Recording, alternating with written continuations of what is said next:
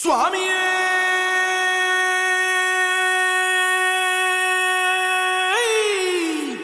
சரணமையப்பா. பள்ளி கட்டு சபரிமலைக்கு கல்லும் முள்ளும் காலுக்கு மெத்தை. சுவாமிய சரணம் ஐயப்ப சரணம், ஐயப்ப சரணம். స్వామియ శరణం. మండల దీక్ష ముగిసింది, మాలకు అర్థం తెలిసింది. సబరికొండ పిలిచింది, మణికంఠుని చేరగ పదమంది.